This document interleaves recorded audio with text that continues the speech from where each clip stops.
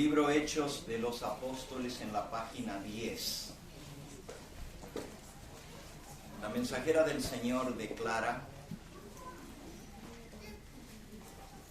a lo largo de los siglos, Dios siempre ha tenido un pueblo que le sirva.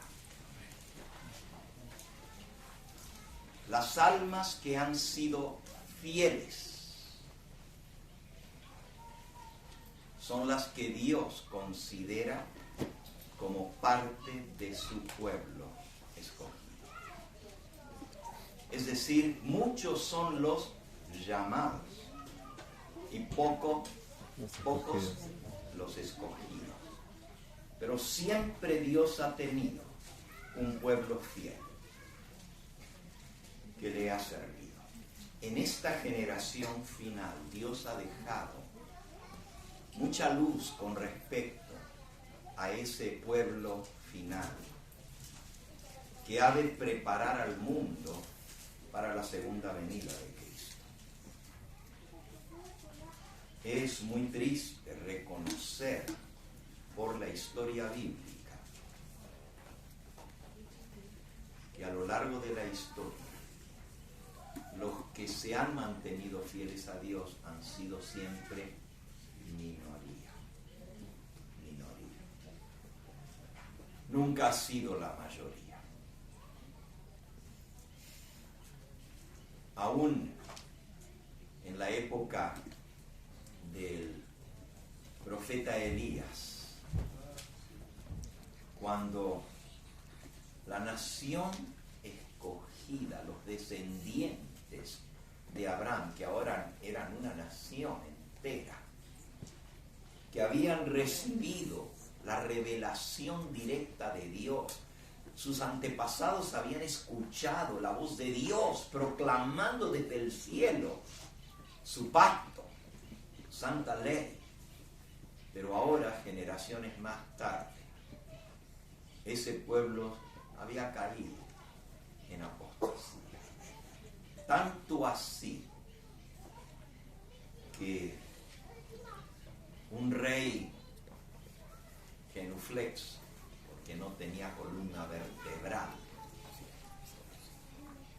influenciado por su perversa y pagana esposa llamada Jezabel, el rey Acab había guiado al pueblo de Israel a una casi total apostasía.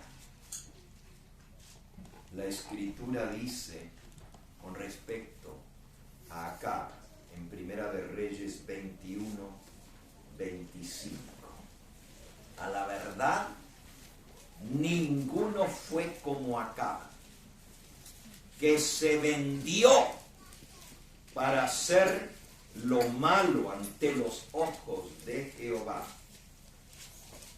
porque Jezabel, su mujer, lo incitaba. Y en esa época de terrible apostasía, Dios levanta un profeta, el profeta Elías. Y el profeta Elías proclama un mensaje fuerte, un mensaje de juicio. No tiene miedo de presentarse delante del rey en su cara y decirle: no va a haber lluvia ni rocío sobre la nación de Israel por 3 años.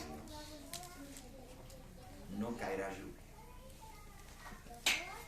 Aquí estamos en cierta sequía. Donde yo vivo, California, es peor que aquí. Sin irrigación artificial no habría nada. Nada, porque no llueve. Bueno, ahora, justo antes de salir cayó la primera lluvia después de 9 meses. Ni una gota. Nada. Estaba todo seco. Los fuegos sin control, por todas partes. Imagínense 3 años y medio, ni lluvia ni rocío. Nada. Pero el profeta Elías se levantó de esa manera y no tuvo miedo cuando se enfrentó después de los 3 años y medio con el rey Acab. La Biblia dice que lo andaban buscando por cielo y tierra. No había lugar donde no lo hubieran buscado. Es más, exactamente eso es lo que dice cuando por el camino se encuentra con Abdías, el siervo del rey, pero que era fiel a Jehová, a escondidas. A escondidas.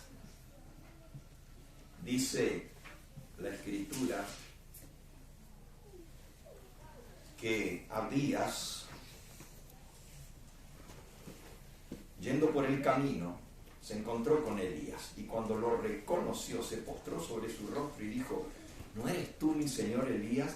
Y él respondió: yo soy. Ve, dile a tu amo, a Acab, aquí está Elías.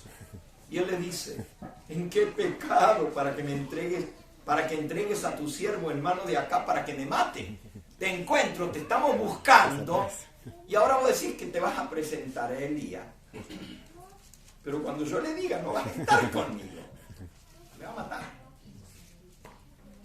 Vive Jehová tu Dios, que no ha habido nación ni reino a donde mi Señor no haya enviado a buscarte, y todos han respondido: no está aquí.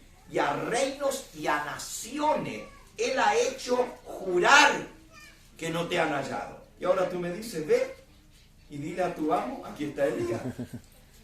Yo me voy, el Espíritu de Jehová te arrebata para otra parte donde yo no sepa, y al venir yo a darle las nuevas acá, y al no hallarte él, me mata a mí. Y tu siervo teme a Jehová desde tu juventud.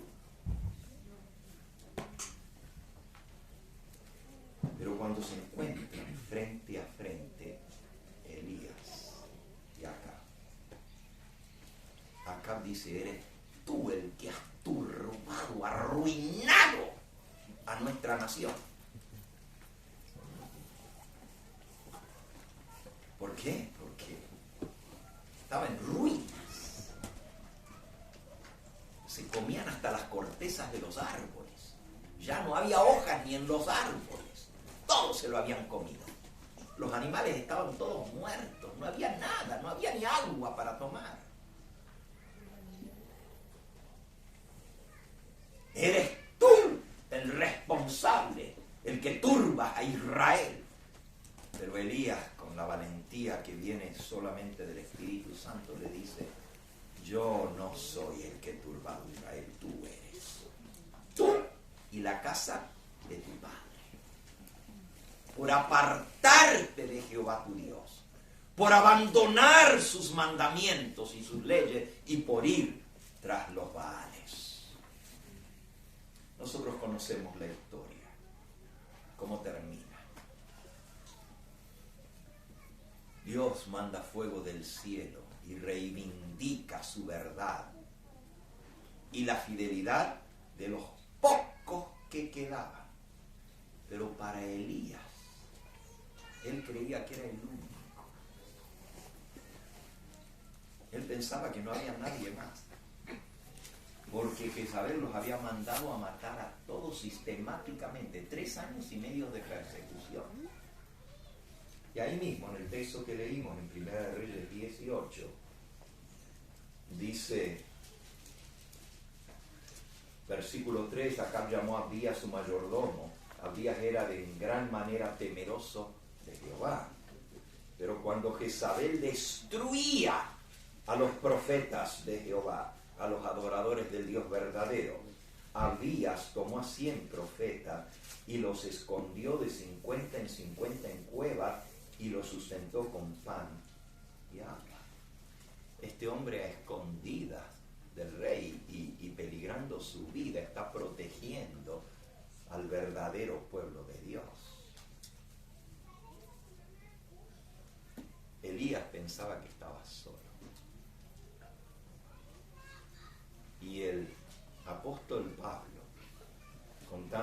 haciendo referencia a la historia de Elías.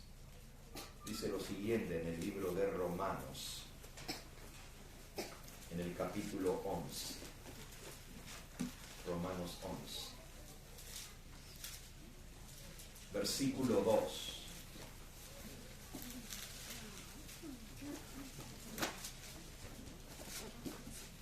A veces nosotros pensamos, al ver la apostasía que hay en el pueblo escogido de Dios hoy en día,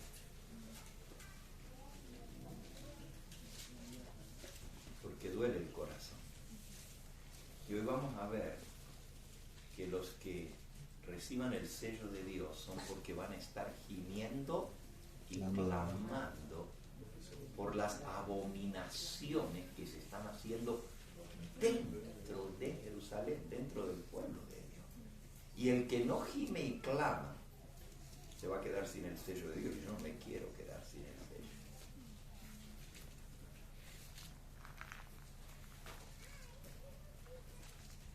Y a veces nos lleva a pensar, ¿será que Dios va a desechar a la iglesia adventista?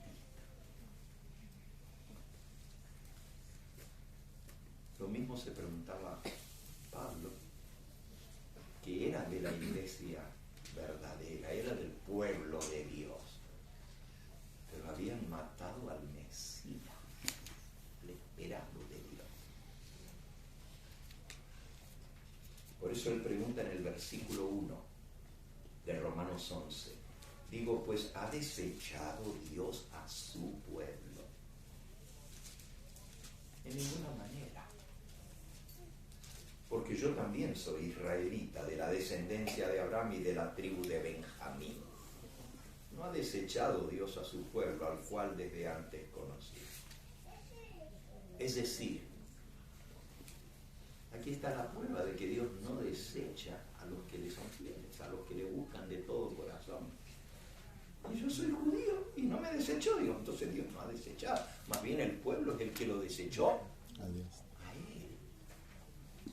Pero siempre los fieles han sido la iglesia de Dios en esta tierra. Los fieles. Fíjense, el liderazgo en la época de Cristo y los apóstoles estaba en total apostasía. El sumo sacerdote, que era prácticamente el representante de Dios en esta tierra, fue el que mandó a matar a Cristo. Entonces, ese era el pueblo de Dios, no había otro pueblo visible de Dios. La nación judía era el pueblo escogido y sin embargo mataron al enviado, a la razón de ser de esa nación. Porque por eso Cristo levantó esa nación. Porque le dijo a Abraham, en tu simiente serán benditas todas las naciones de la tierra. Pero la simiente de Abraham era Cristo y cuando vino la simiente lo mataron. Entonces, Pablo se pregunta, ¿ha desechado Dios? Y él dice, no, porque prueba de eso es que aquí estoy yo. Dios no ha desechado a los que creen en Él y le son fieles a la verdad presente. Porque todos los demás judíos eran fieles a lo que ellos conocían y practicaban por años. Pero su corazón estaba lejos de Dios. Porque, como Jesús se los dijo en la cara, diezman el eneldo y el comino.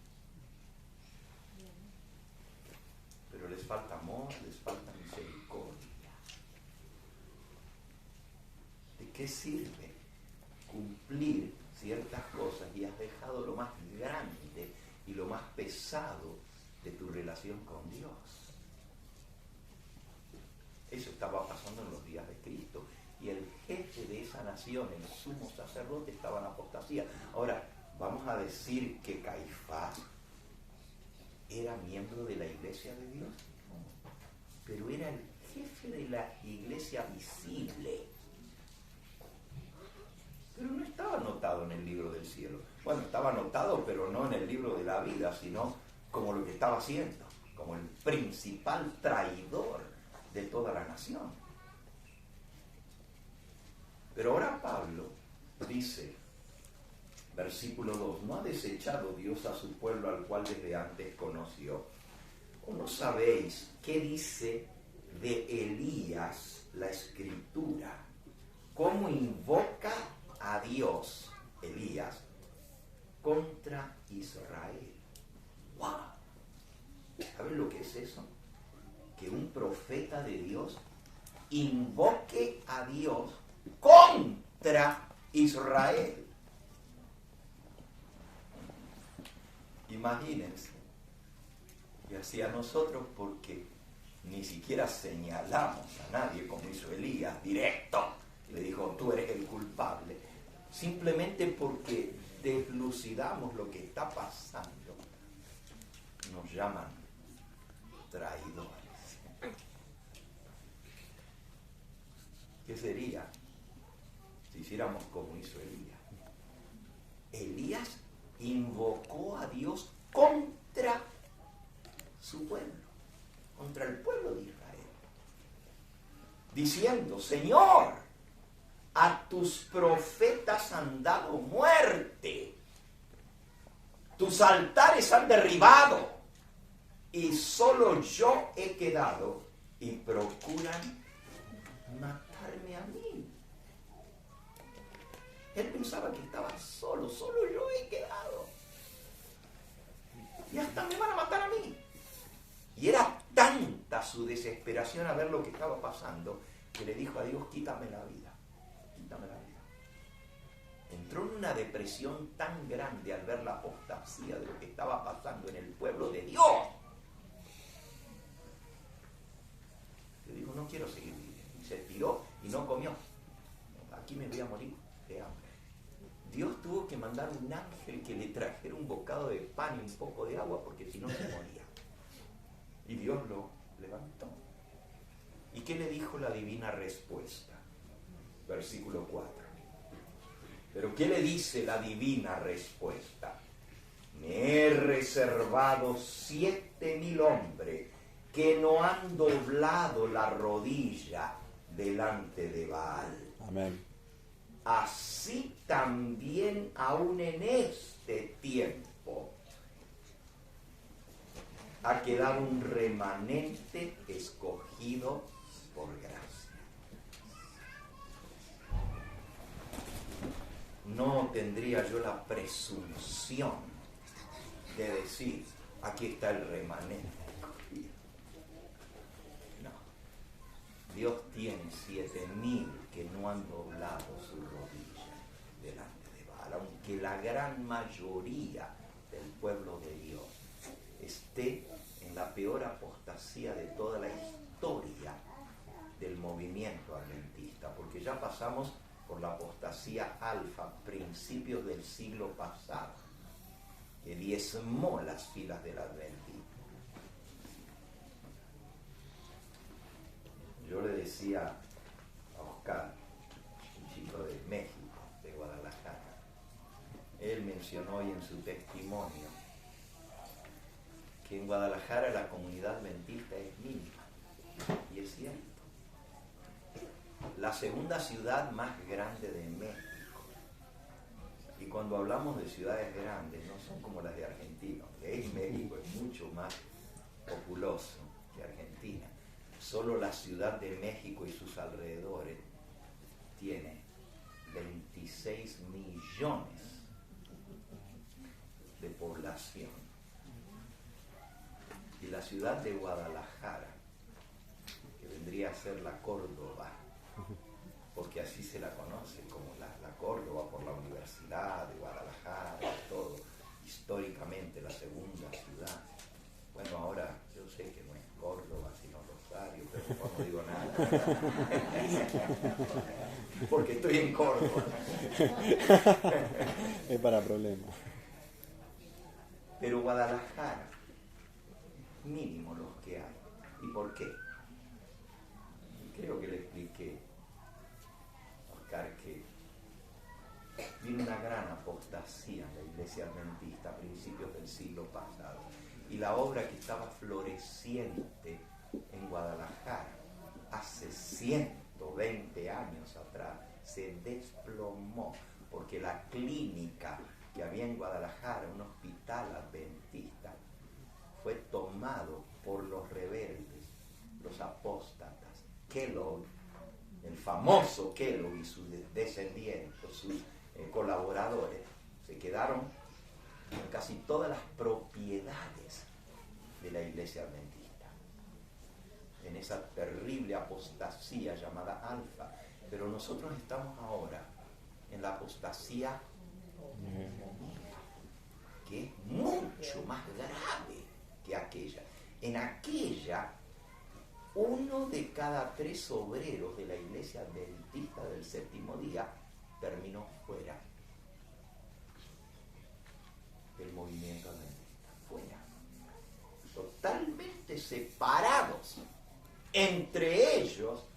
Y no voy a entrar a contar la historia, pero entre ellos no solo Kellogg, que era el hombre más prominente, el adventista más conocido a nivel mundial, porque su nombre hasta el día de hoy es famoso, con los cereales Kellogg y con todo lo demás, porque hay hasta aeropuertos en nombre de él y de todo en Estados Unidos.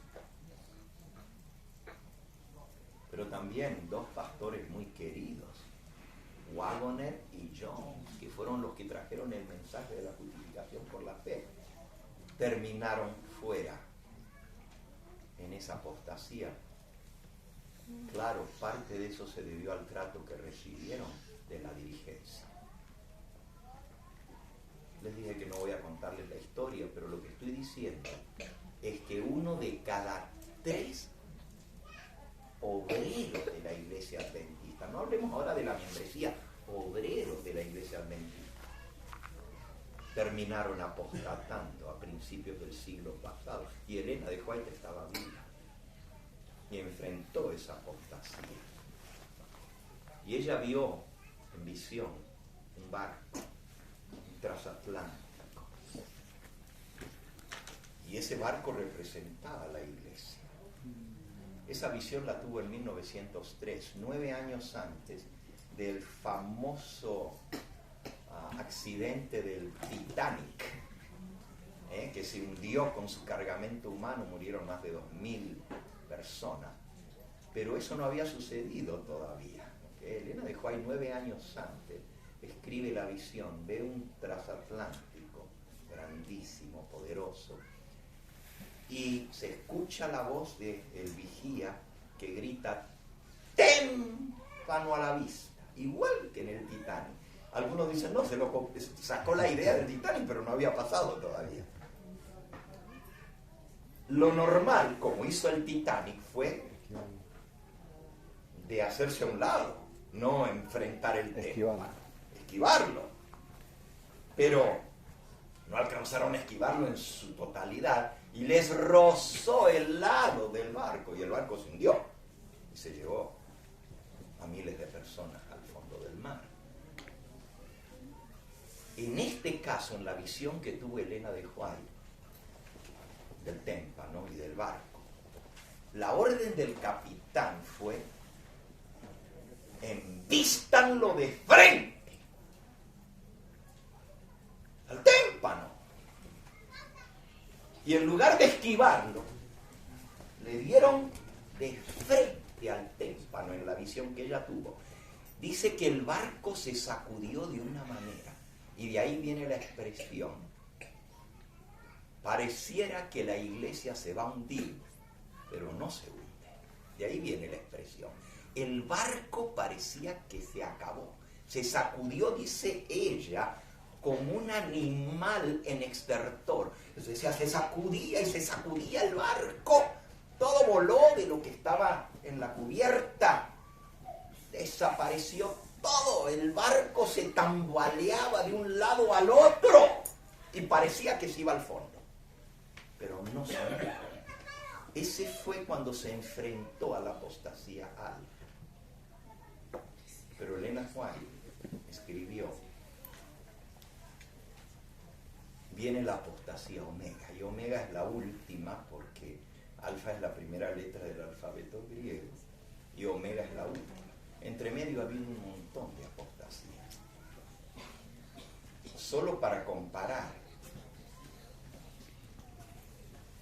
la apostasía del doctor Desmond Ford por los años 80, quizás ustedes me han escuchado su nombre, Desmond Ford, se llevó también 1 de cada 3 pastores en los Estados Unidos, apostataron con Ford. Otra apostasía. Y hubo muchísimas a lo largo de los años, pero la última es la más grave, la más terrible, y esa es la que estamos nosotros ahora. Es una apostasía generalizada. Mi propósito no es hablar de esto hoy, pero quiero mencionarles que Elías es símbolo de los 144.000. Amén. Porque Elías fue llevado vivo al cielo sin ver La muerte. la muerte.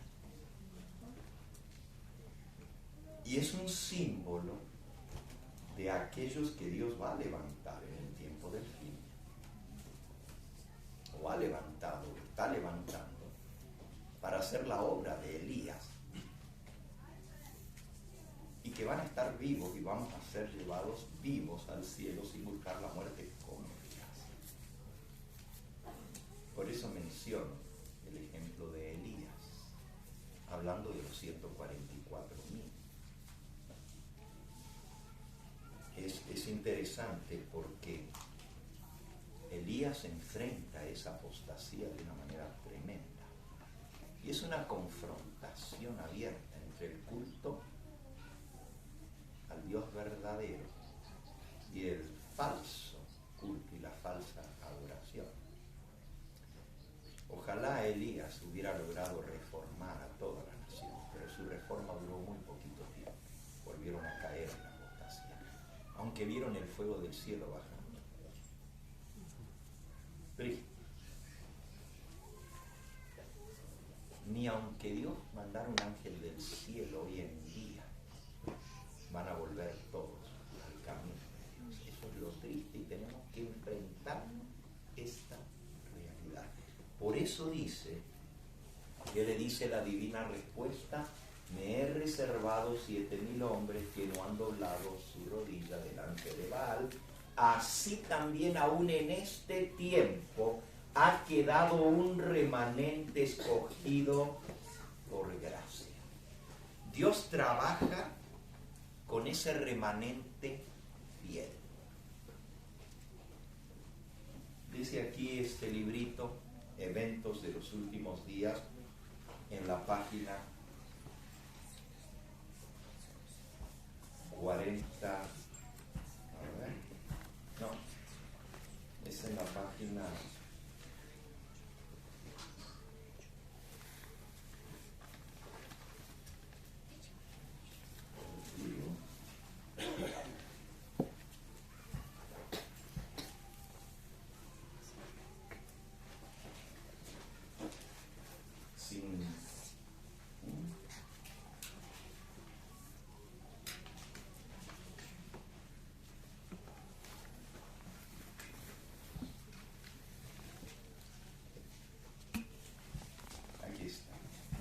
60.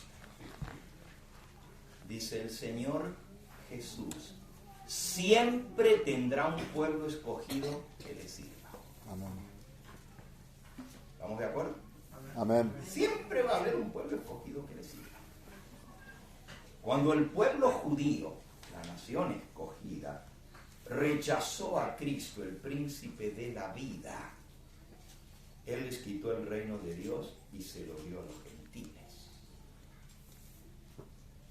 Y repito, Dios no rechazó a su pueblo escogido, ellos lo rechazaron a Él. A lo suyo vino y los suyos no lo recibieron. Pero a todos los que le recibieron, a los que creen en su nombre, les dio poder de ser hechos hijos de Dios. Entonces, no es que Dios rechazó al judío por ser judío, rechazó al judío infiel. Y se apartó de su misión. Sigue diciendo. Cuando el pueblo judío rechazó a Cristo, el príncipe de la vida, Él les quitó el reino de Dios y se lo dio a los gentiles. Dios continuará obrando en base a este principio con cada rama de la obra, de su obra. Cuando una iglesia demuestra que es infiel a la palabra del Señor, cualquiera sea su posición, y por alta y sagrada que sea su vocación, el Señor ya no puede trabajar con ellos. ¡Wow! Ojo, porque esto se aplica aún a nuestra iglesia adventista del séptimo día. Si no somos fieles a la sagrada vocación que Dios nos llamó, nos dice, no puedo trabajar con ellos. Otros son entonces escogidos para llevar importantes responsabilidades. Pero si a su vez estos otros no purifican sus vidas de toda acción incorrecta, si no establecen principios puros y santos en todos sus límites, entonces dolorosamente el Señor los afligirá y los humillará, y a menos que se arrepientan, los quitará de su lugar. Arrepiéntete, si no, quitaré el candelero de tu lugar, dijo Jesús, y hará de ellos un motivo de ignominia, de vergüenza. Qué terrible que el pueblo de Dios termine siendo el hazme reír, cuando no hay principios puros y rectos. A mí casi me desarma cuando veo en las noticias en Estados Unidos el defalco migratorio de mi iglesia en Argentina. Y si nunca han escuchado de eso, mejor ni les digo. Mejor ni les digo. Motivo de vergüenza, de ignominia, cuando no hay principios puros y rectos, santos en todos sus límites, si no purifican sus vidas de toda acción incorrecta. Pero cuando esto llega a ser generalizado, y siempre hay fieles, ojo, siempre hay fieles, hay un remanente fiel. Pero cuando como iglesia, dice aquí, cuando una iglesia demuestra que es infiel a la palabra del Señor, cualquiera que sea su posición, por alta y sagrada que sea su vocación, el Señor ya no puede trabajar con ellos. ¿Y con quién trabaja? Con los fieles. Con los fieles. Entonces, estate seguro que estás entre los fieles, porque ser miembro de la iglesia adventista no te garantiza nada. Al contrario. Y no quiero hablar mal de la iglesia, pero si la iglesia entera está en apostasía, ¿qué sucede?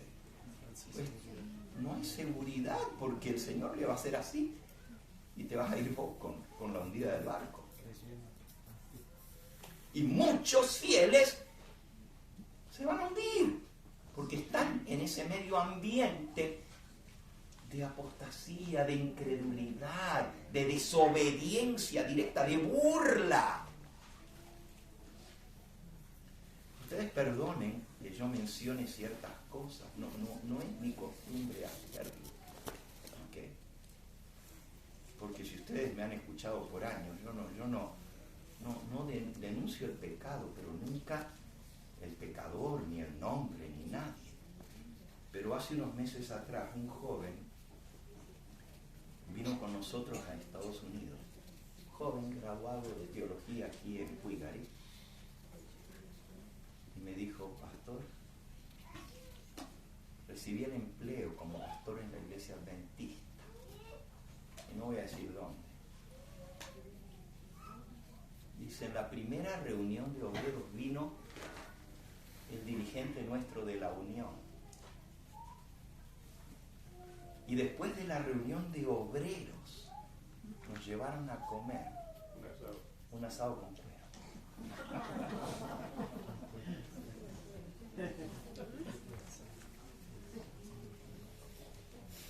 Y yo no lo podía creer.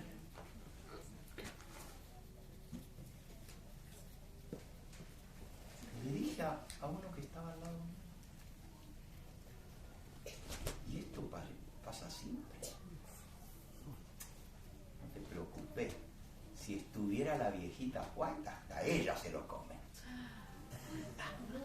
Eso es una afrenta, una burla directa contra nuestra herencia, contra nuestro fundamento. Y aquí estamos hablando de los pastores. Y tal el pastor, tal el... Y eso, al fin y al cabo, es solo una comida, ¿no? Pero hay muchas otras cosas. Y ahí lo vamos a ver cuando hablemos del sello de Dios. Ya vamos a entrar de una vez a hablar del sello de Dios. Pero tenemos que entender que hay apostasía no solo contra la reforma pro salud, porque ni se predica ni menos se vive. Generalizado, con excepción, acepto que Dios tiene 7,000 que no han doblado sus rodillas delante de Baal. Pero en general es una apostasía generalizada sobre la reforma pro salud. Ni hablemos del campo médico, porque hay instrucciones muy directas. El espíritu de profecía. Y eso, pero ni les importa. La farmacología es lo que cura a la gente, no Dios, ni los remedios naturales como Dios nos reveló. Es la farma. Y eso es en directa rebeldía a lo que Dios nos ha revelado.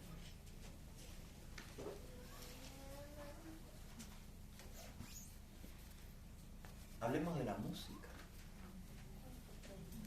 Dios dejó instrucciones tan claras en su palabra, cómo tenía que ser la música con el pueblo de Israel.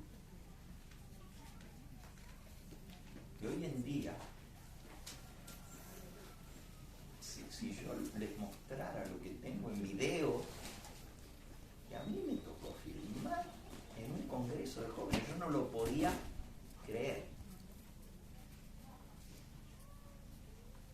Mejor ni hablo, porque es triste, pero eso está generalizado. Dios nos llamó a ser un pueblo santo. Y hay cosas que ya son tan comunes que ni las vemos mal, porque ya nos habituamos a eso. Y ya como todo el mundo lo hace, pero debe estar bien si la esposa del pastor lo hace. Cuidado. Yo no le tengo que dar cuenta a la esposa del pastor ni al pastor, a Dios le tengo que dar cuenta. Y ahí podemos seguir en todas las áreas. Y ni entremos en el área teológica, porque si entro al área teológica es donde las peores apostasías están, enseñándole al pueblo, que el pueblo que Dios levantó para magnificar su ley y exaltarla, está enseñando desde el púlpito que no se puede guardar la ley de Dios y que vamos a seguir pecando hasta el día en que Cristo aparezca en las nubes del cielo y que ahí Él nos va a cambiar, pero para que mientras estamos aquí no se puede vivir sin pecado. Entonces, ¿para qué Dios nos dio una ley que no se puede guardar? ¡Qué locura! La Biblia desde el Génesis hasta el Apocalipsis exalta la ley de Dios. Pero nosotros decimos, no los fieles, ¿no es cierto? Pero los infieles, porque Elena de White dijo que ministros no consagrados, ¿conocen la cita? Se apropiarían de nuestros púlpitos. Y los cabecillas en la apostasía serían los ministros. Ella lo dice en el libro Testimonios para los Ministros. Y se levantaría en nuestra iglesia una atea infernal prendida en los mismos fuegos de Satanás. En nuestros púlpitos adventistas. Entonces, nada debe sorprendernos en cuanto a apostasía. Nada.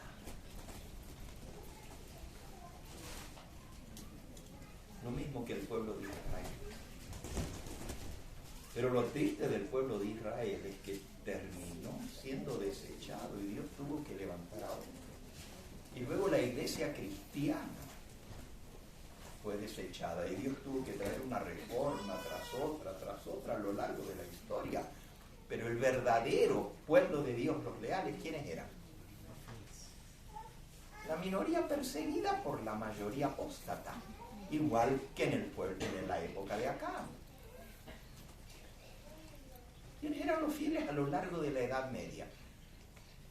Los cátaros, los albigenses, los valdenses, los moravos, los hugonotes. Todos esos pueblos que la historia los llama herejes. Cuando uno ve sus herejías, eran por ser fieles a la palabra de Dios. Pero eran perseguidos, eran matados como ratas. Ya lo dice el apóstol Pablo en Hebreos. Bueno, en 1 Corintios dice, no son muchos los sabios entre nosotros. No son muchos los instruidos, al contrario. Perseguidos. Y Hebreos capítulo 11 declara, ¿y qué más digo? Porque me faltaría el tiempo contando de Gedeón, de Barak, de Sansón, de Jefté, de David, así como de Samuel y de los profetas, que por fe conquistaron reinos, hicieron justicia, alcanzaron promesa, taparon bocas de leones, apagaron fuegos impetuosos, evitaron filo de espada, sacaron fuerza de la debilidad. ¿De quién? De los que los rodeaban. Se hicieron fuertes en batallas, pusieron en fuga ejércitos extranjeros. Las mujeres recibieron sus muertos mediante resurrección, mas otros, la mayoría, fueron atormentados, experimentaron vituperios y azotes, y además de esto, prisiones y cárceles. Fueron apedreados, aserrados, puestos a prueba, muertos a filo de espada, anduvieron de acá para allá cubiertos de pieles de ovejas y de cabras, pobres, angustiados, maltratados, de los cuales el mundo no era digno, errando por los desiertos, por los montes, por las cuevas, por las cavernas de la tierra. Y todos estos, aunque alcanzaron buen testimonio mediante la fe, no recibieron lo prometido, proveyendo Dios alguna cosa mejor para nosotros, para que no fuesen ellos perfeccionados aparte de nosotros. Es decir, el lote que nos toca por ser fieles al Señor está bien escrito y descrito. No somos los populares del mundo, ni de la iglesia. Es parte del paquete. ¿Te gusta o no te gusta? Esta es la realidad. Y si eres bien recibido, cuidado, examínate a ti mismo. Conflicto de los siglos, página 52, dice así: hay un asunto aún de más importancia que debería llamar la atención de las iglesias de hoy en día. El apóstol Pablo declara, 2 Timoteo 3:12, todos los que quieren vivir piamente en Cristo Jesús padecerán ¿qué? ¿Cuántos? Todos. Todos. Y si tú dices, a mí no me han perseguido,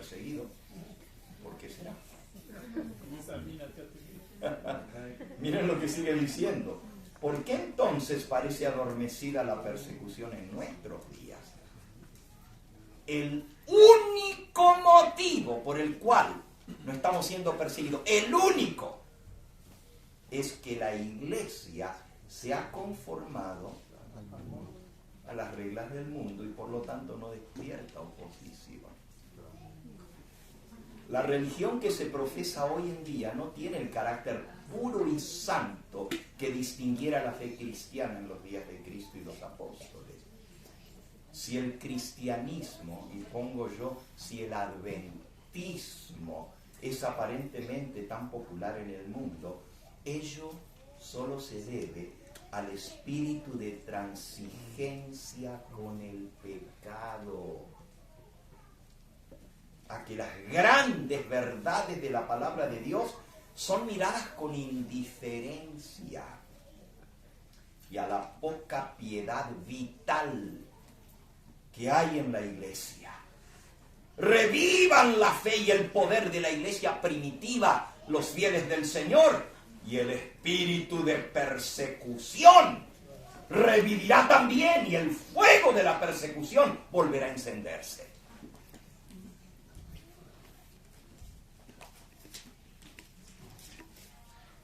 La única razón, si no estamos siendo mal vistos y perseguidos, es porque no estamos viviendo a la altura de la santidad. ¿Por qué? Porque el que quiere poner en práctica lo que Dios dice, automáticamente le cae pesado al que no lo hace. Es una reprensión continua. Y claro, ay, ¿qué te crees más santo? ¿Quién te pensás que sos vos? Vamos, no te hagas el santulón.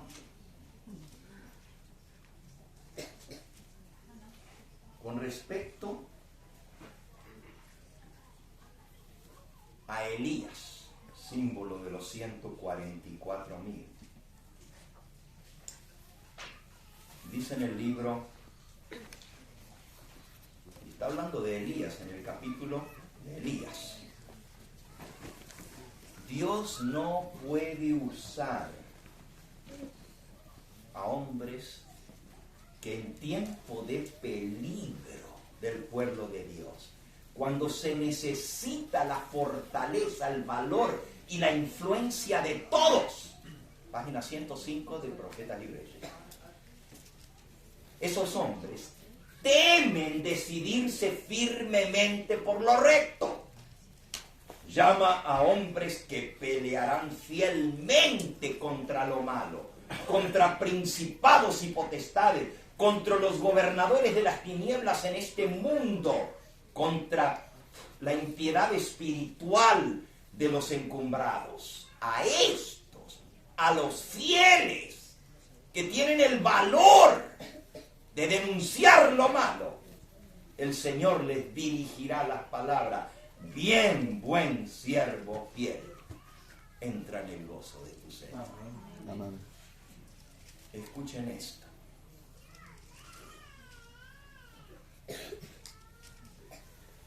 De Elías ahora, símbolo de los 144, porque por cierto, encontré 12 similitudes proféticas de Elías con el remanente final, los 144,000, 12. Hasta la nubecita en el este está mencionada en la historia de Elías. Son 12 las similitudes. No voy a hablar de eso ahora, pero miren lo que dice. De pie y consciente de su inocencia delante de Acab, Elías no intenta disculparse ni halagar al rey. Tampoco procura eludir la ira del rey dándole la buena noticia de que la sequía está a punto de terminar. No tiene por qué disculparse. Lleno de indignación y del ardiente anhelo de ver honrar a Dios, le devuelve a Acab su imputación, declarando intrépidamente al rey que son sus pecados y los pecados de sus padres, los que han atraído sobre Israel esta terrible calamidad. Yo no he alborotado a Israel, asevera audazmente Elías, sino tú y la casa de tu padre, dejando los mandamientos de Jehová y siguiendo a los Baales. Y entonces la pluma inspirada declara hoy, también hoy es necesario que se eleve una reprensión severa, porque graves pecados han separado al pueblo de su Dios. Eso lo dijo hace 100 o 20 años atrás, 100 años atrás, porque este libro fue el último que escribió Elena de White antes de morir, este que estoy leyendo, Profetas y Reyes. Es más, cuando tuvo la caída, que se quebró su cadera con 87 años de edad, que fue en el mes de febrero, ya no volvió a caminar y murió en julio. Pero estaba escribiendo este libro. 120 años atrás. Y ella dice, y mi pregunta es, ¿qué diría hoy? Imagínense, ¿qué diría hoy si mira lo que está pasando en el pueblo de Dios? Hoy también es necesario que se eleve una reprensión severa, porque graves pecados están separando al pueblo de su Dios. Los suaves sermones que se predican con tanta frecuencia no hacen impresión duradera. La trompeta no deja oír un sonido certero. Los corazones de los hombres no son conmovidos por las claras y agudas verdades de la palabra de Dios. Son muchos los cristianos profesos que dirían, si expresaran sus sentimientos verdaderos, ¿qué necesidad hay de hablar con tanta claridad?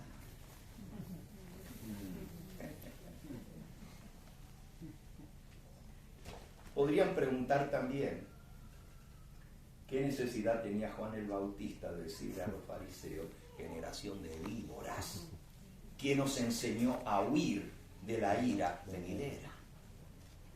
Ahora, Juan el Bautista es el Elías que había de venir para preparar al pueblo para la primera venida de Cristo.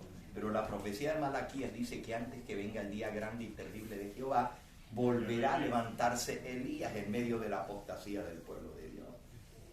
Y lo que estamos viendo de los 144,000 es que los 144,000 son los Elías de nuestro Dios. Dice, había, dirían los profesos cristianos, que dicen, no me sacudes del barco, está todo bien, tranquilo, tranquilo, status quo, che. No levanté, no alborotes a Israel. Dirían, ¿había acaso alguna necesidad de provocar la ira de Herodías, diciéndole a Herodes que era ilícito de su parte vivir con la esposa de su hermano? Uno se cayó en la boca, le costó la cabeza. El precursor de Cristo perdió la vida por hablar con claridad. ¿Por qué no podría haber seguido él por su camino sin incurrir en el desagrado de los que vivían en pecado? Sobre todo del rey. Imagínate si alguien se paró y dice, ¿sabes qué? Dejaste tu esposa y ahora te venís a bautizar porque estás con la otra y queremos que nosotros sancionemos tu nuevo matrimonio. Volvé con tu esposo, deja a esta mujer que está en adulterio. Pero eso nadie lo dice. ¿Estoy hablando claro? Eso está pasando, pero generalizado. Yo no sé de Argentina, pero pero sí les puedo decir de otros lugares. Y así estaba Herodías. Era mujer de Felipe, el hermano de Herodes. Pero se había divorciado de él y se había casado con Herodes.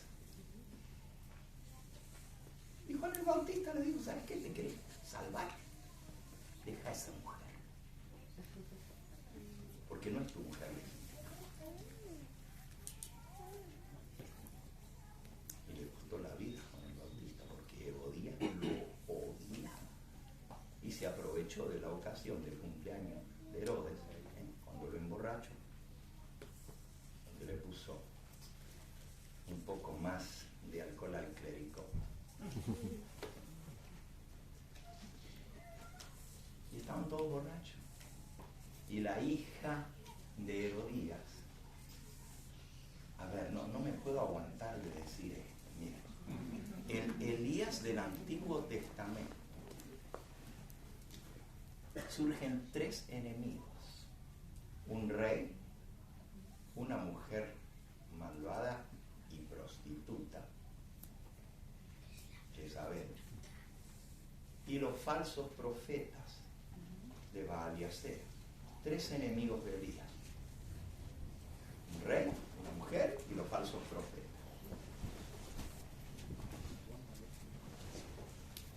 Y la Jezabel, si era, mejor ni les cuento de esa, ya vimos que era la que incitaba, pero era suma sacerdotisa del culto a Baal y Acera. Era hija, todo eso está en la Biblia, de Ed-Baal, rey de los Sidonios. Y ella, como suma sacerdotisa, y eso está en la Biblia también, enseñaba al pueblo de Dios a fornicar. Eso está en Apocalipsis 2:20. Isabel enseña a mis hijos a fornicar y adorar a los ídolos. El culto a Baal incluía el sexo. Y venían al templo a adorar a través del sexo con las vestales o sacerdotisas. Le llamaban las vírgenes de Acera. Las vírgenes de Acera. Y daban sus cuerpos para que todos los adoradores vinieran a adorar al Dios del sexo. Esa era Jezabel. Ahora, cuando surge el Elías de la época de Cristo, porque Jesús dijo, este es el Elías que había de venir.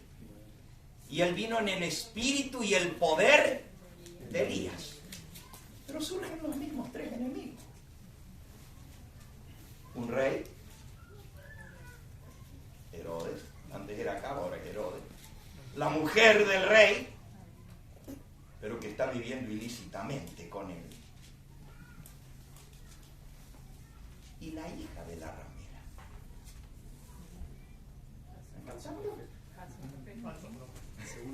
La hija de la ramera, los falsos profetas. Entonces, cuando surge el Elías final, los mismos tres enemigos aparecen. Una mujer, Babilonia la Grande.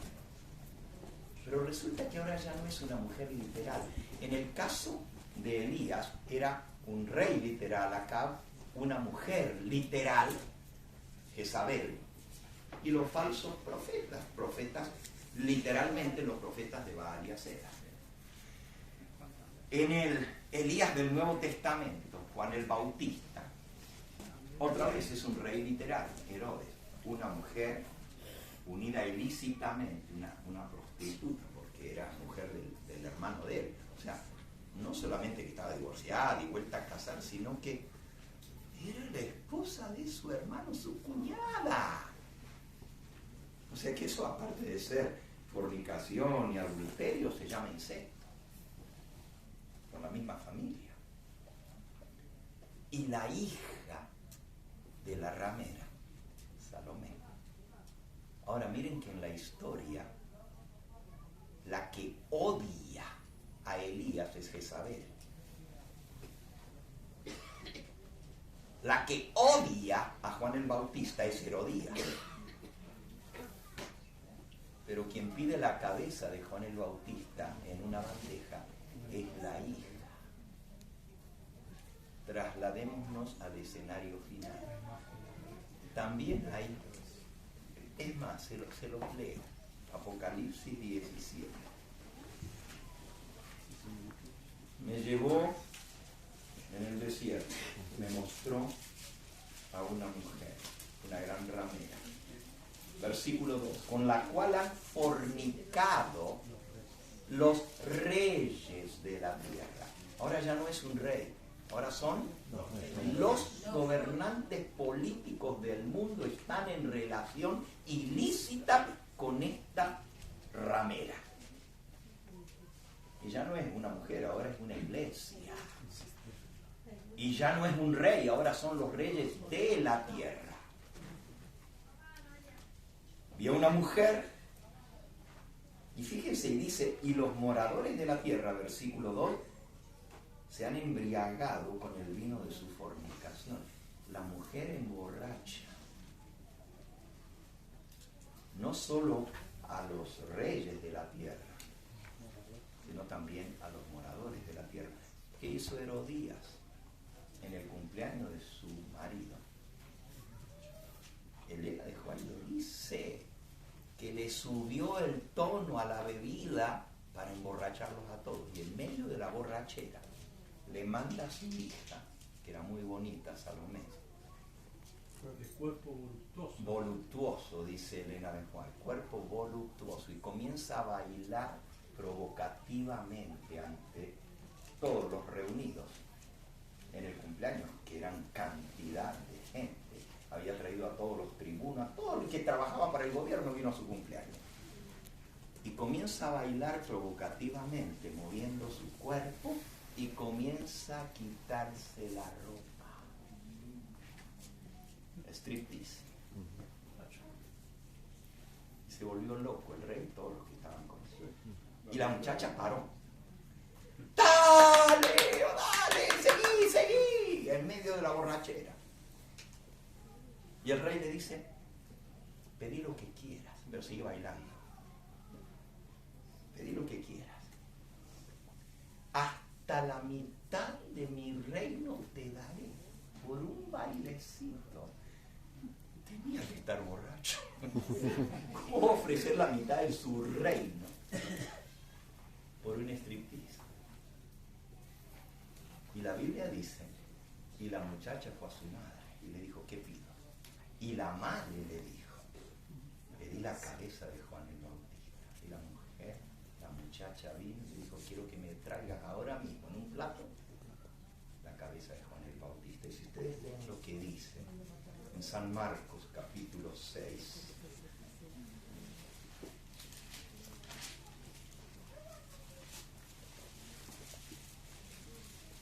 dice el versículo 19, Herodías lo acechaba, porque le había dicho, no te es lícito tener por mujer a la mujer de tu hermano. Eso está en el 18. El 19, Herodías lo acechaba y deseaba matarle, lo odiaba a muerte, pero no podía. ¿Por qué no podía?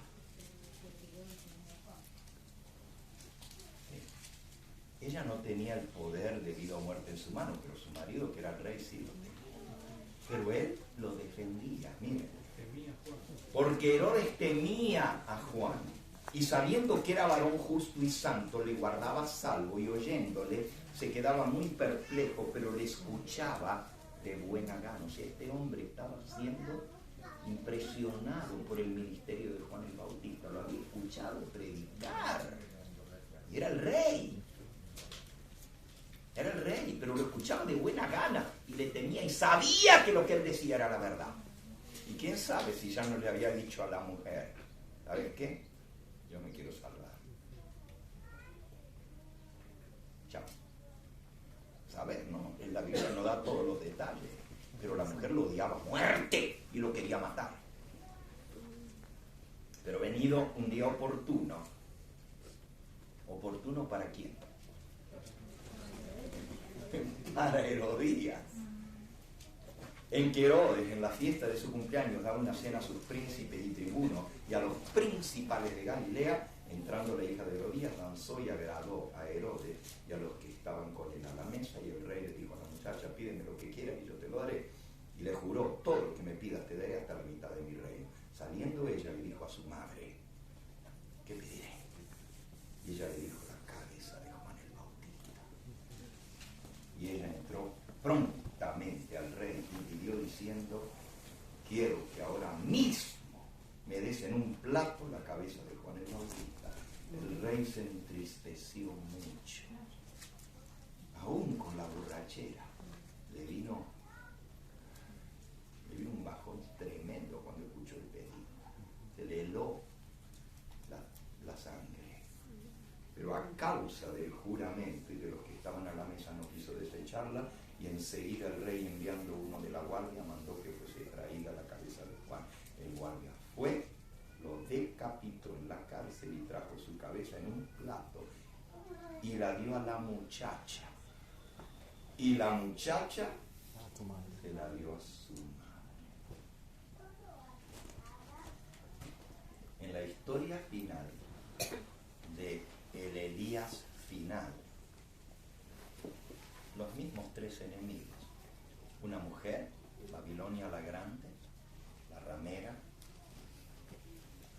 no un rey, sino ahora los reyes de toda la tierra que han sido emborrachados con el vino de su fornicación,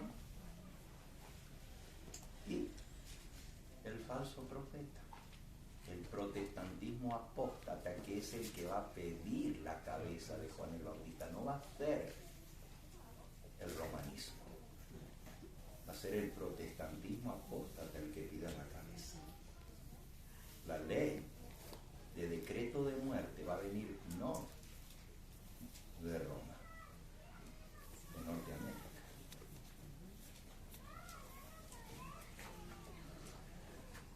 Volviendo al Elías moderno, si la mujer no es literal, sino es un grupo, una iglesia, si el rey no es literal, sino son los reyes de la tierra, es lógico que el Elías final no sea un individuo, sino un grupo.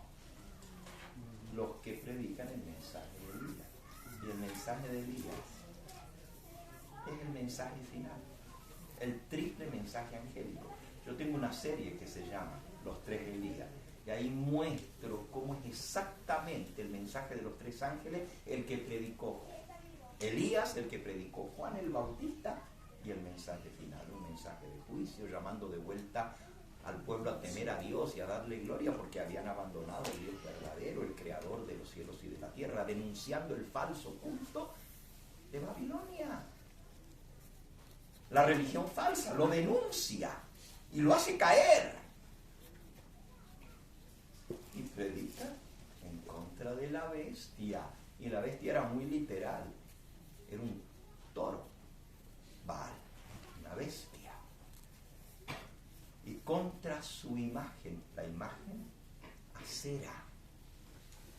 Y contra la marca, la señal distintiva en el culto, en la época de Elías, era el falso día de descanso, porque los adoradores del dios Sol Baal adoraban el domingo, mientras que el pueblo de Dios adoraba el sábado.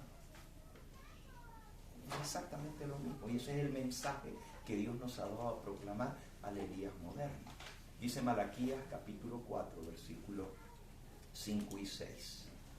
He aquí os envío al profeta Elías, antes que venga el día grande y terrible de Jehová.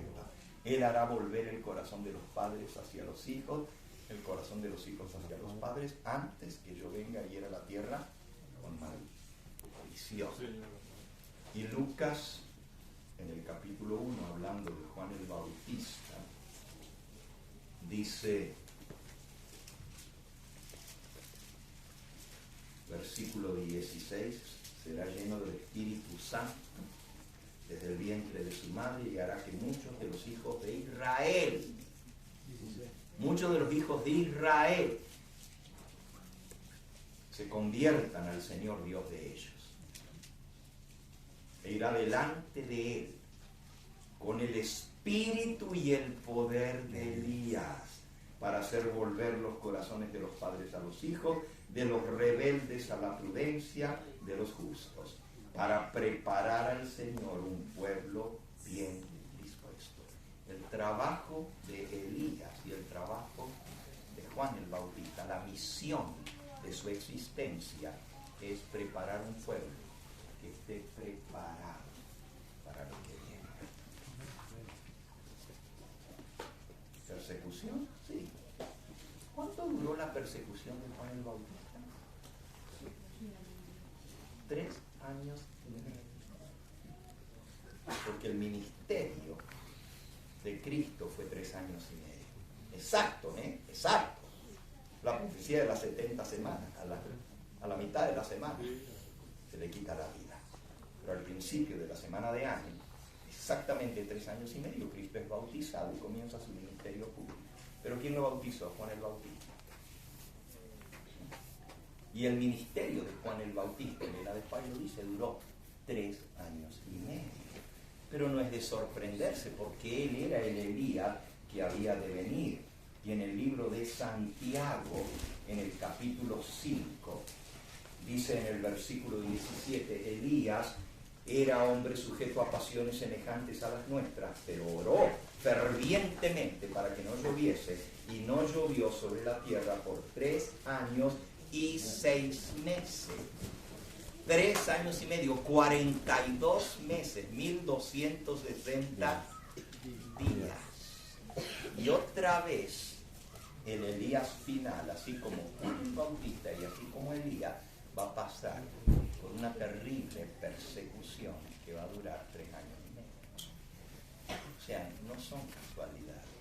Dios lo tiene dispuesto de esa manera. El Elías final es llevado vivo, sin gustar la muerte. Y Elena de Pay dice en este mismo libro, ya no lo leo por la hora, pero aquí, en el capítulo de Elías, dice que Elías es símbolo de la última generación que ha de proclamar el mensaje final, un mensaje poderoso. Solo les leo un pedacito, terminando la cita que estaba leyendo, ¿ok? La que estaba leyendo. El capítulo se titula Una severa reprensión.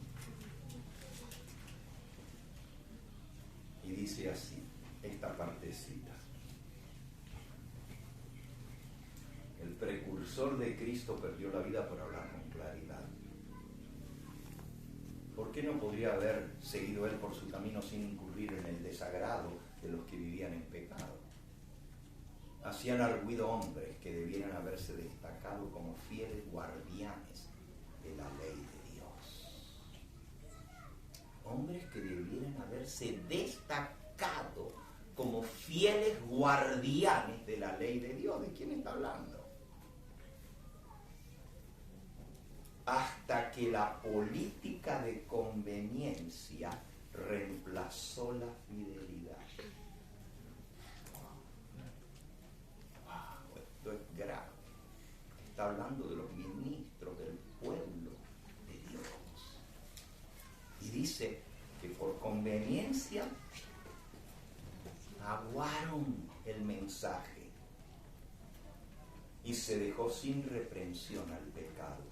¿Cuándo volverá a oírse en la iglesia la voz de las reprensiones fieles? ¿Cuándo levantará el Señor a hombres que digan, tú eres aquel hombre? Es muy raro que se oigan hoy en los púlpitos de nuestras iglesias o en las publicaciones de nuestra iglesia palabras tan inequívocas y claras como las dirigidas por Natán a David. Si no escasearan tanto, veríamos con más frecuencia manifestaciones del poder de Dios entre los hombres. ¿Por qué no vemos esas manifestaciones de conversiones, de milagros entre nosotros? ¿Por qué no se escucha el mensaje claro que lleva al arrepentimiento genuino? Los mensajeros del Señor no deben quejarse de que sus esfuerzos permanecen sin fruto.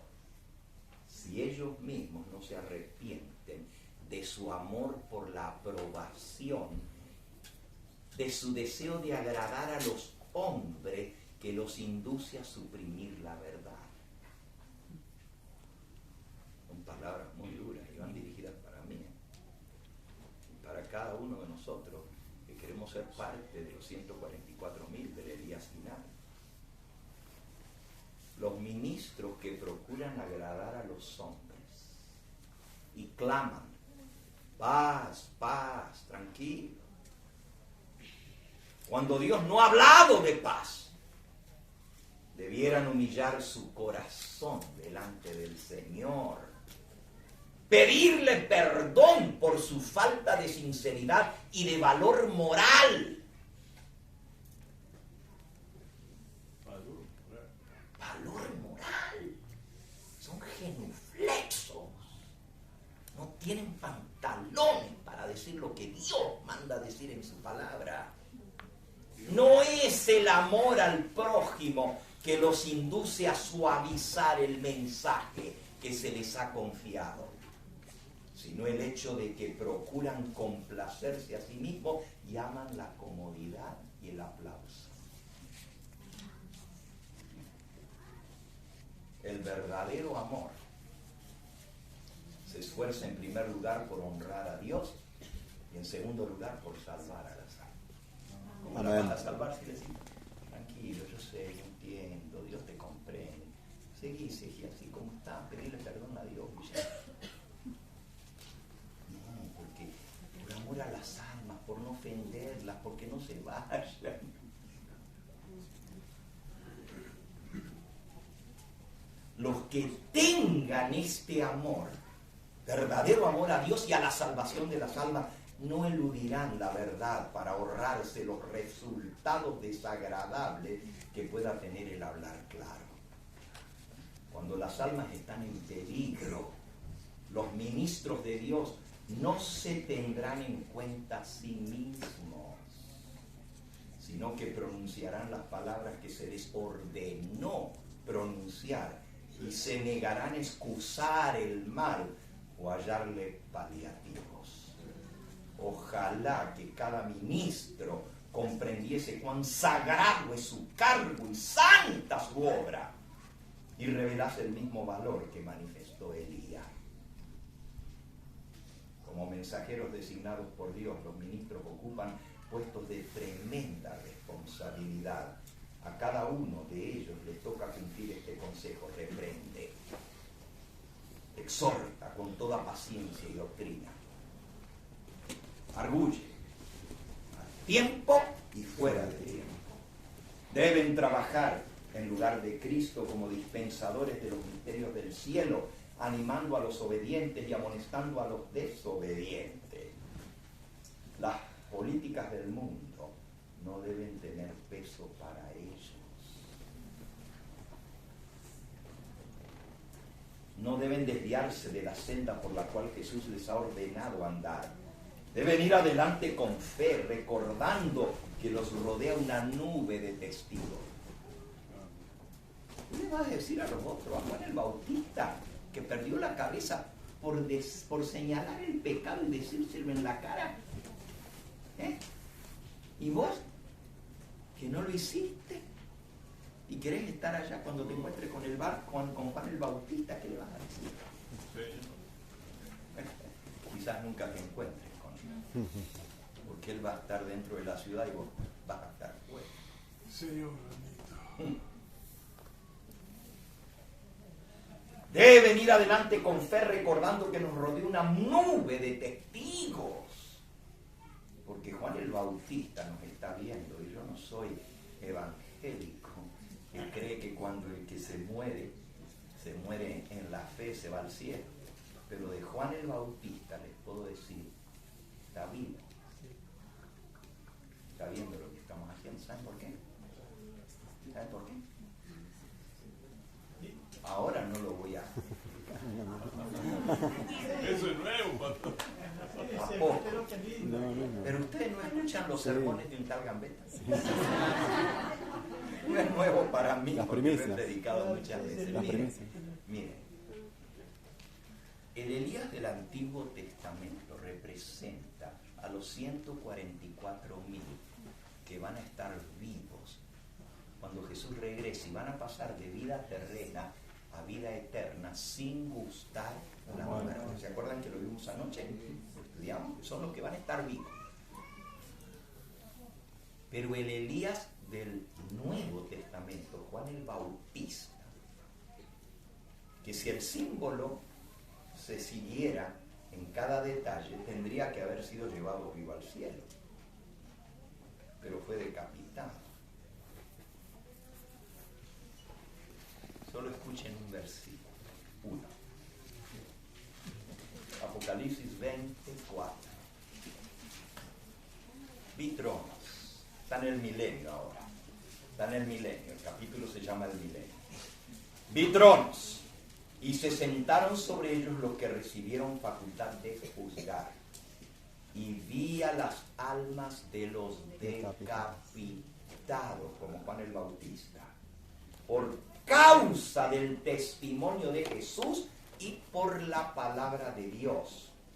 Los que no habían adorado a la bestia ni a su imagen, que no recibieron la marca en sus frentes ni en sus manos, y vivieron y reinaron con Cristo 1000 años.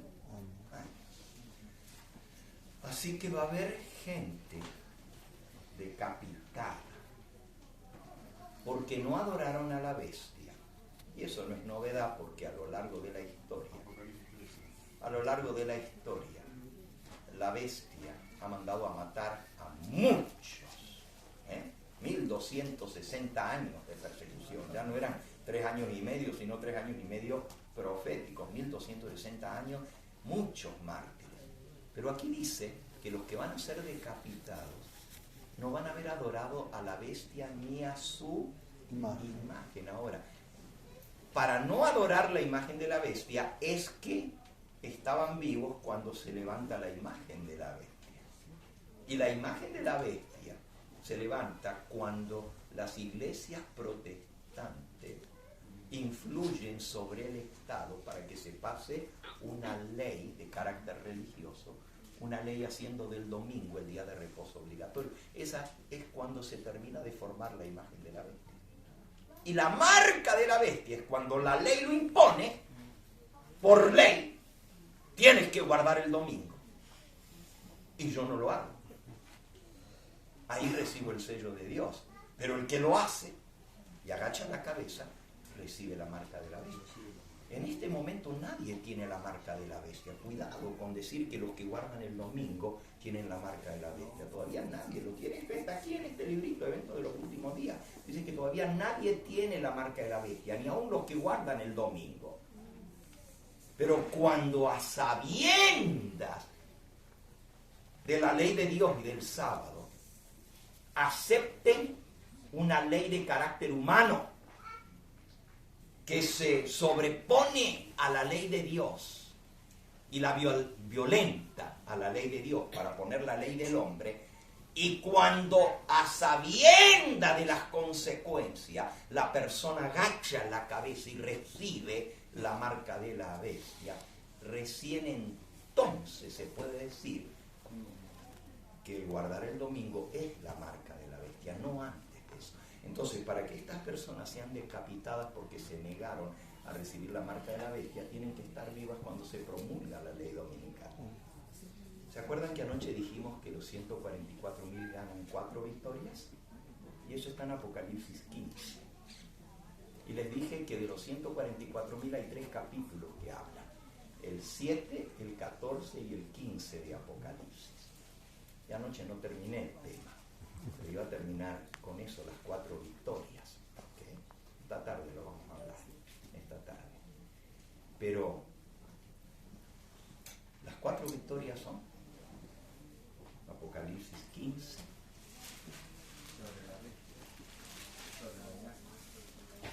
versículo 2. Y ya lo leímos anoche en el conflicto, pero ahora lo leemos en la Biblia. Vi también como un mar de vidrio mezclado con fuego. ¿Se acuerdan? Dice que es un mar de vidrio que parece mezclado con fuego por lo mucho que refulge por la gloria de Dios. y a los que habían alcanzado la victoria sobre la bestia, primera victoria, sobre su imagen, segunda victoria, sobre su marca, tercera victoria, y sobre el número de su nombre, cuarta victoria. Estaban en pie sobre el mar de vidrio con las arpas de Dios. Y cantan el cántico de Moisés, siervo de Dios, y el cántico del Cordero. Ese es el cántico que nadie más puede cantar, sino solo los 144.000. Entonces, va a haber un gran número de hijos de Dios en este tiempo final que se van a atrever a denunciar a Babilonia, a denunciar a la bestia y a su marca, y decirle a la gente: no la reciban. Y ese que están adorando no es Cristo, es el anticristo. Eso nos lleva a otras cosas, ¿no? Que va a haber una aparición literal de Satanás, pero se va a hacer pasar por Cristo y lo van a adorar. Dice que adoraron al dragón, que es el diablo, y adoraron a la bestia. Y van a adorar al diablo. Pero, wow, hay tanto para hablar. Cuando se aparezca el diablo, va a venir simulando a Cristo, va a venir acompañado de miríadas y miríadas de ángeles. Va a imitar la venida de Cristo. Imagínate los adventistas que hemos estado esperando la aparición de Cristo y veamos que un ser majestuoso, parecido a Cristo, acompañado de millones de ángeles, una tercera parte de los ángeles del cielo que se fueron con el diablo, ahora Dios les permite aparecer como ángeles de luz, acompañando a Satanás. Y cuando el diablo se aparezca, va a demostrar que es Cristo, porque va a traer las marcas en sus manos, en sus pies, y se va a abrir y va a decir: soy yo, para que vean, soy yo. Y ahí va a decir: yo soy el que cambié el sábado por el domingo en honor a mi resurrección. Y todos los que se resisten siguiendo con el sábado judío de ese pueblo que me rechazó y me crucificó, y esa es la señal de ellos, me odian a mí. Imagínense, el engaño va a ser terrible y la gente se va a postrar y lo va a adorar. Y el Elías moderno le va a decir: no es Cristo, no se dejen engañar, es el mismo diablo. Pero estos están tarados, están locos, lo están viendo, le ven hasta la marca que tiene, ven a sus ángeles y todo, y todavía lo niegan. Y va a hacer milagros. Y va a hacer milagros, y va a sanar a la gente, y va a hablar igual que Cristo. Y van a decir: estos son unos fanáticos, no quieren ni aceptar lo que ven sus ojos, hay que matarlos. Y ahí viene el decreto de muerte contra los que guardan el sábado. ¡Wow! Es tremendo, es tremendo. Y muchos, no pocos, muchos que proclamaron el mensaje cuando en el tiempo de angustia previo, y no hemos llegado todavía ahí, porque hay un tiempo de angustia previo y hay un gran tiempo de angustia. Pero en el tiempo de angustia previo va a haber muchos mártires. Termino esta tarde ya diciendo: antes que venga el día grande y terrible de Jehová, Dios levanta a Elías, símbolo de los 144.000. Elías llevado al cielo sin ver la muerte. Los 144.000 no van a gustar la muerte, representado por Elías. Pero el Elías del Nuevo Testamento, Juan el Bautista, es decapitado. ¿Por qué se rompe el simbolismo? Porque se necesita el símbolo del Elías del Antiguo Testamento y el del Nuevo Testamento unido para formar el Elías final. Porque el Elías final está compuesto no solo por los que proclamen el fuerte pregón del mensaje del tercer ángel y estén vivos para ver la venida de Cristo, sino también por los que lo proclamen, pero van a ser muertos por proclamar ese mensaje. Y va a haber muchos mártires. Pero ahora vengo a lo que el hermano dice, dígalo ahora.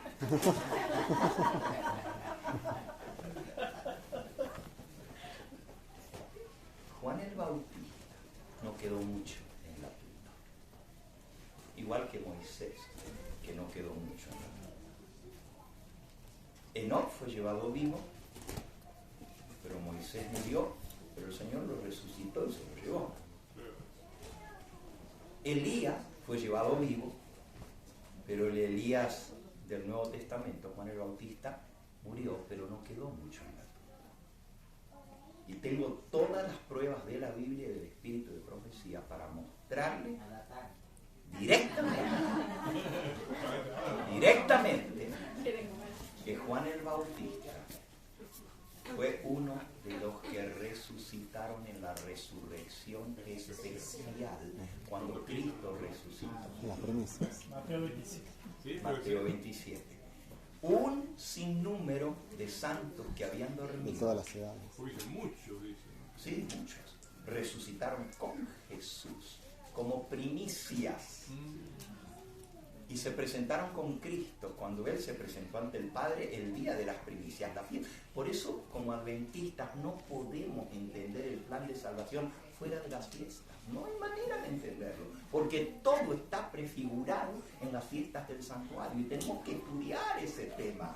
Tenemos que dominar el tema del santuario, porque ahí está el santuario, y las fiestas de Israel son el calendario de Dios. Y a través de eso, Dios nos va a revelar una cantidad de luz y verdad para nuestros días. Pero tenemos tanta aversión hacia el tema de las fiestas, que no nos digan fiestero y qué y aquello, que a la hora de la hora no queremos saber nada con eso, cuando la iglesia adventista surgió por el estudio del Yom Kippur y la comprensión del Yom Kippur. Y no existiría ni la iglesia adventista de no haber sido porque estudiaron cuándo caía la fecha de la fiesta del Yom Kippur para poner la fecha cuando Cristo entró en el lugar santísimo. Entonces, en la fiesta de las primicias, el mismo día de la fiesta, resucita una muchedumbre de santos que habían dormido. ¿Quiénes eran? Primero es escrito, capítulo La resurrección de Cristo. Y eso está en la Biblia, ¿ok? Mateo 27. Al resurgir Cristo triunfante de la muerte y del sepulcro, mientras la tierra se tambaleaba y los fulgores del cielo brillaban sobre el sagrado lugar, muchos justos muertos, obedientes a su llamado, salieron de los sepulcros como testigos de que Cristo había resucitado. Aquellos favorecidos santos, que no eran todos, eran ciertos santos favorecidos, salieron de la tumba glorificados, es decir, con cuerpo inmortal. Aquí está quiénes eran santos, escogidos de todas las épocas, desde la época de la creación, hasta los días de Cristo.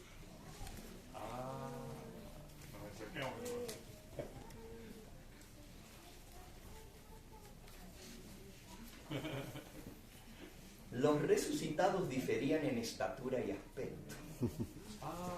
Pues unos eran de más noble continente que otros, eran mucho más altos.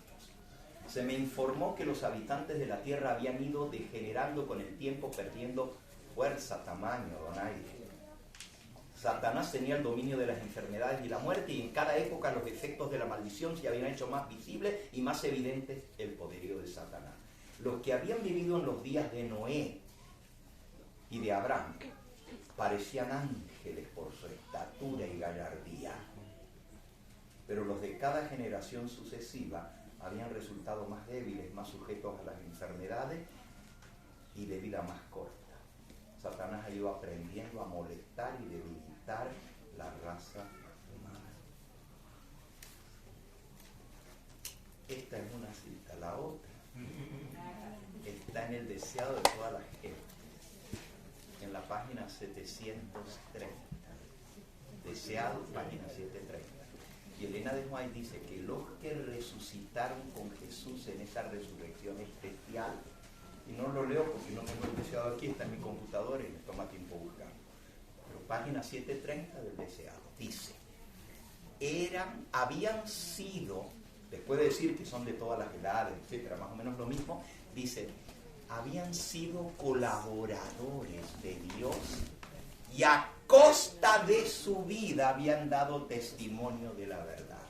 Es decir, eran mártires. Ahora, si esta otra cita dice que había mártires desde la época de Adán hasta los días de Cristo, no se menciona en la Biblia ningún otro en los días de Cristo que fue mártir. El primer mártir cristiano fue Esteban, pero ya Cristo había resucitado y ya se había llevado a los que resucitaron con él. No era Esteban, porque Esteban es posterior a él. Entonces, el único mártir que menciona la historia del Nuevo Testamento de los días de Cristo es Juan el Bautista. Y no sería lógico que el que representa a los que han de proclamar el mensaje final, junto con los 144,000 que son el Elías que va a ser llevado vivo al cielo, que el Elías que va a proclamar el mensaje de Elías en el tiempo del fin, temed a Dios y dadle gloria, no adoren a la bestia, el mismo mensaje de Elías, pero mueren y van a resucitar en una resurrección especial. Esto sí está aquí en Primeros Escritos, página 285, que a Dios no se le escapa ni un detalle. Ni un detalle. Dice aquí: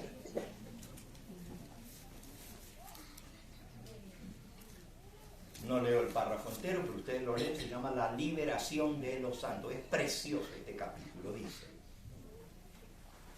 Sobreviene un tremendo terremoto. Está hablando de la séptima plaga. Ese terremoto tan grande cual nunca jamás ha habido. ¿Ok? Se abrieron los sepulcros.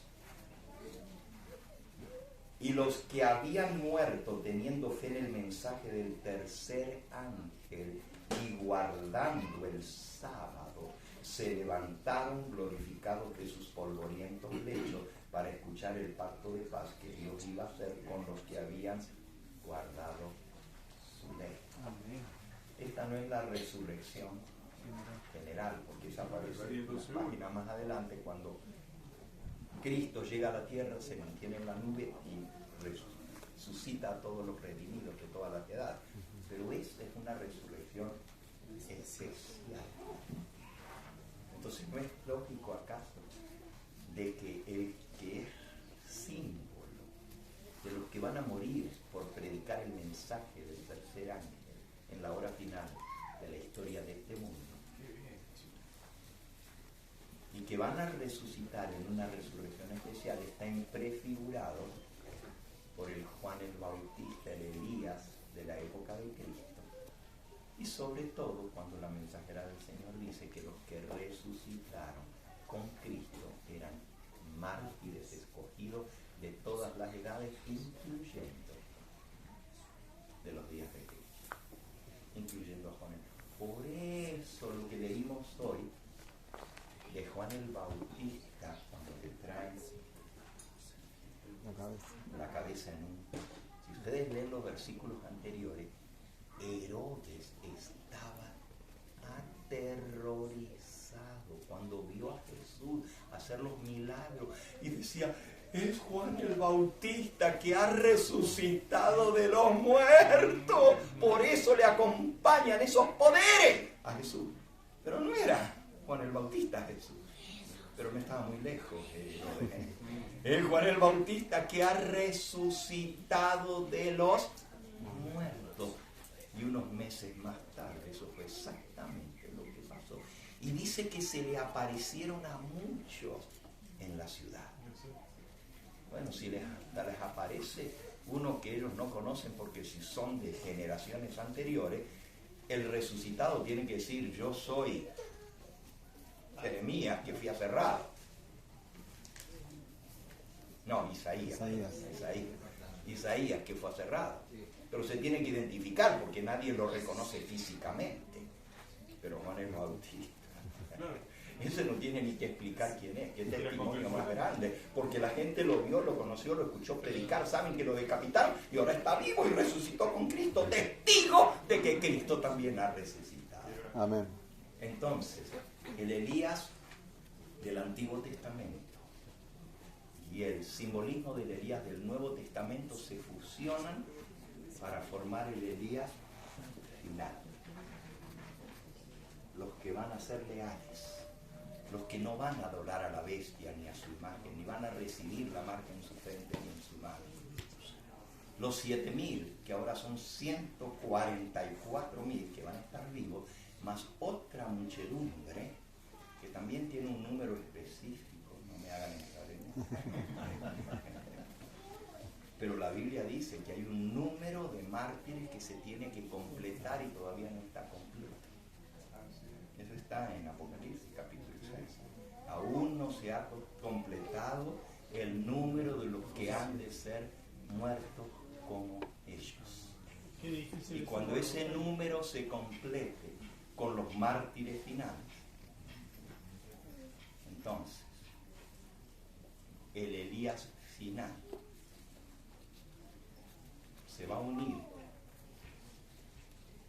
con los que estemos vivos. Yo me incluyo, quiero estar entre los 144,000, pero lo maravilloso es que si me toca morir antes, por lo que sea, o si me toca estar entre los mártires, qué privilegio también, ¿verdad? Un cordón rojo por toda la eternidad. ¡Wow! Ser copartícipe de los sufrimientos de Cristo. ¿Qué honor más grande puede tener el ser humano, ¿no? Antes yo decía: yo quiero estar entre los 144, ¿no? Ahora le digo al Señor: bueno, si me tenés preparado para ser mártir, dame la fidelidad, la fuerza, la entereza para poder soportar con valentía y no traer oprobio a tu nombre. Amén. Pero entonces, ese Elías final formado por los que han de morir por predicar el Evangelio y los que estarán vivos, se unirá. Y escuchen esto, porque es extraordinario. Esa resurrección especial va a ser días antes de la venida del Señor. Días antes. No dije ni meses, ni años, días. Por eso el texto dice: el día y la hora nadie lo sabe. No voy a entrar por ahí, pero no dice el mes y el año, ¿okay? Porque en el santuario y en las fiestas tenemos el mes cuando Cristo va a venir, ¿o no? Que no les hablé de la fiesta de los tabernáculos, pero el día y la hora nadie lo sabe. Pero aquí mismo, en el mismo pasaje que acabamos de leer de la resurrección especial, dice que los que van a resucitar van a levantarse para escuchar el pacto de paz que Dios va a hacer con los que guardaron su ley. Y Dios va a declarar el día y la hora de la venida de Jesús y conferir el pacto sempiterno a su pueblo. Entonces, Él va a anunciar el día y la hora. ¿Por qué no va a anunciar el mes y el año? Porque obviamente no es un mes, ni es un año, 2 o 3. Es el día y la hora lo que nos hace falta, porque lo demás ya lo tenemos. Estoy siendo hereje, ¿verdad? Estoy poniendo fechas, no. ¿Saben por qué? porque yo no estoy poniendo una fecha para la venida del Señor. Y cuando estudiamos el libro de Daniel en el capítulo 2, nos da un timeline, una línea de tiempo con fechas. No el año y el mes, pero tiempo, una línea de tiempo. Hay 1260, hay 1290 y hay 1335. A partir de la ley dominical nacional en Estados Unidos. Pero hay 3 periodos que marcan eso. Ya me metí en otro tema. Dejémoslo así. Pero una cosa les digo, y era lo que quería decir.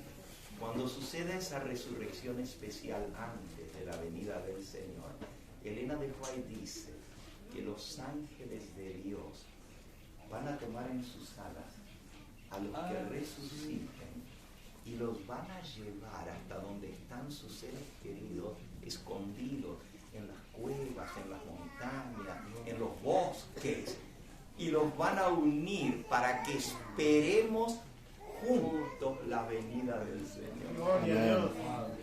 ¿Saben lo que es eso? O sea, mi papá murió en la fe del mensaje del tercer ángel predicando este mensaje. Por eso cuando a mí me dicen, no, pero es que vos predicás cosas que nadie predica. Pero perdón, yo las aprendí de mi papá, que era bastante dentista en Argentina. Y él predicaba lo mismo, yo no le cambié. ¿Y por qué la iglesia adventista no predica todo eso que vos estás predicando? Bueno, porque ellos no lo predican, pero es el mismo mensaje que yo aprendí de niño. Nada le cambié. Amén. No traigo nada nuevo. Solamente quemate las pestañas leyendo lo que Dios nos ha dado. Y ahí vas a encontrarlo todo. Ahí está todo. Pero lo más hermoso es que si soy fiel, no me voy a perder el show final. Amén. Es decir, ¿por qué el Señor va a resucitar a los que murieron en la fe del mensaje del tercer ángel? ¿Por qué? Porque todo adventista del séptimo día sincero, que aceptó este mensaje de todo corazón, ¿qué fue lo que creímos? ¿Qué fue lo que creímos? La venida de Cristo. La Cristo segunda. ya viene. Bienaventurado de aquí en adelante los que mueren en el Señor. Y que vamos a estar vivos para verle venir. Esa es la esperanza del adventista. Yo voy a ver la venida del Señor. Y el Señor dice, te voy a dar el deseo de tu corazón. Te voy a resucitar un poquito antes, para que me veas venir en las nubes del cielo. Bienaventurados de aquí en adelante los muertos que mueren en el Señor. Hay una bienaventuranza especial.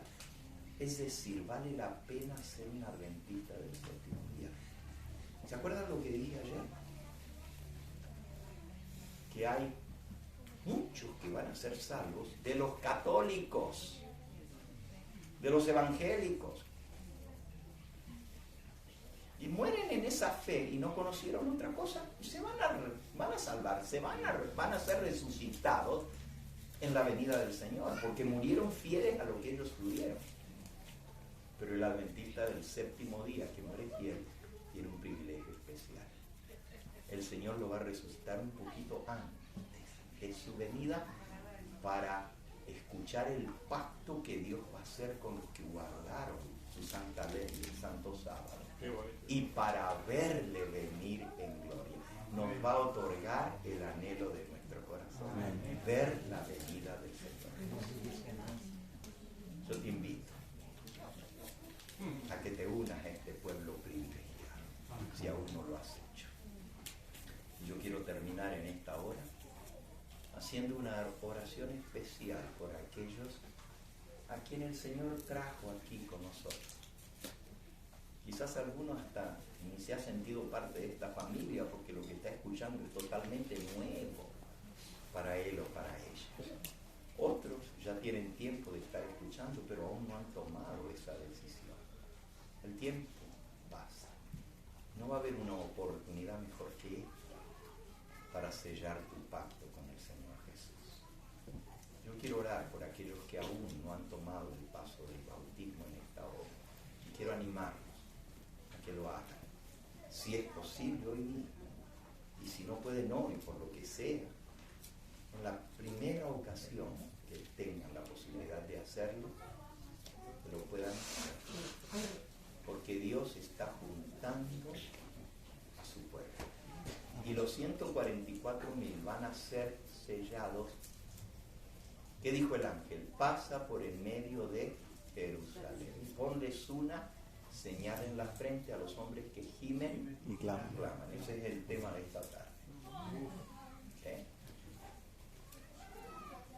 A los que claman por las abominaciones que se hacen ¿dónde? En Jerusalén. Y Jerusalén es la iglesia, dice el de Juan, el pueblo de Dios. Entonces yo quiero invitar a aquellos, porque si quieren ser sellados, necesitan estar primero como parte de Jerusalén, porque los sellados son sellados de entre las tribus de Israel, vimos anoche. No es que el Señor haga diferencia entre personas y personas, Él no hace acepción de personas. Pero si Él va a levantar un grupo de siervos, porque dice que Él va a sellar en sus frentes a los siervos de nuestro Dios, esos siervos tienen que conocer el mensaje que se va a dar, el mensaje final. Si no lo conocen, ¿cómo lo van a dar? Entonces Dios tiene que escoger a las personas que tienen el mensaje final para dar el fuerte pregón.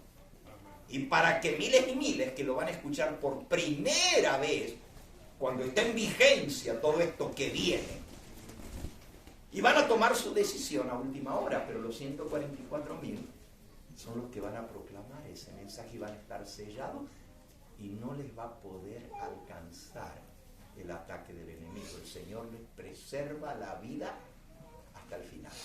Amén. Pero esos van a ser escogidos de entre los que tengan el mensaje final y pertenezcan al Israel de Dios. Los demás vienen de toda nación, tribu, lengua y pueblo. Y Dios va a tener muchos redimidos de otras iglesias que no conocieron lo que nosotros conocemos, pero fueron leales a lo que ellos. Yo les digo, entre los pentecostales, entre los evangélicos que me ha tocado hoy, hay mucha gente sincera que tienen culto diario, que se levanta por las mañanas a adorar al Señor. Mucha gente sincera, más ferviente que nosotros. Y a veces lo que me pasa es que esa gente nos escucha por el canal de televisión. Y dicen, ¡wow! Esto es lo que yo necesitaba. Pero van a una iglesia adventista, le encuentran tan frío como un témpano de hielo. Y dicen, ¿cómo puede ser este el pueblo de Dios? Si está tan helado.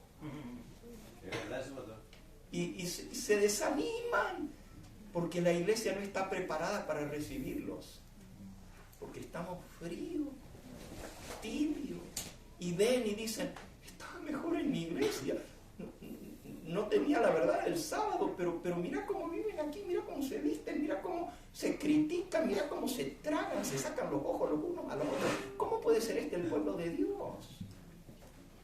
¿Entiendes? Entonces el Señor va a tener hijos suyos y algunos se van a tener que salvar siendo evangélicos y siendo protestantes y otros siendo católicos, porque si el Señor los trae aquí se pierden más rápido. Y no es que yo digo que no les prediquen. Claro que tenemos que predicarles, porque en la recta final el que no acepte el mensaje se pierde también.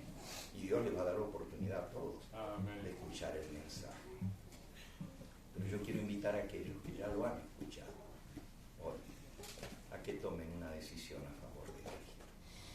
Y puede ser que haya alguno que ya tiene años en la iglesia adventista, pero que estaba, en inglés decimos wishy-washy. Wishy-washy quiere decir tibiecito, la odisea perfecta.